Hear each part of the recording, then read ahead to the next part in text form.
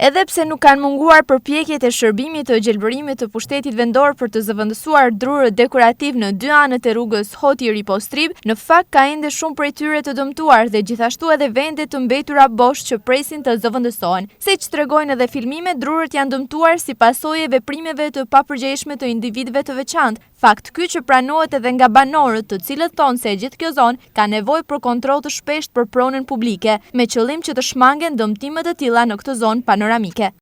Kryesisht blina. Vjelin ato lulet edhe thehen. Edhe makina ka i herë vjen. Nuk diskutohet. Me u riparu duhet me mujt, po duhet edhe me pasi kujdestar.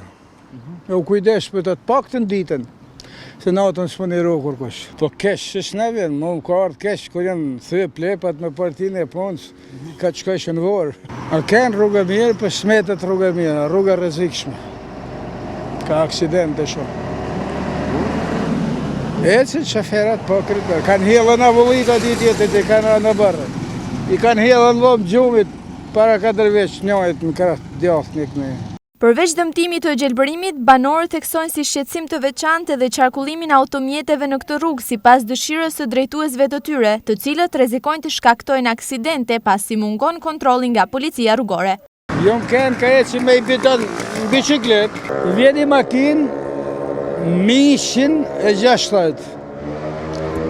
U pata hinë rrugë ta me kalua, e më ne shifi, sa i dole, për e korshizve të dole në korshit tjetër. E shpejtësit më dhe fërtë.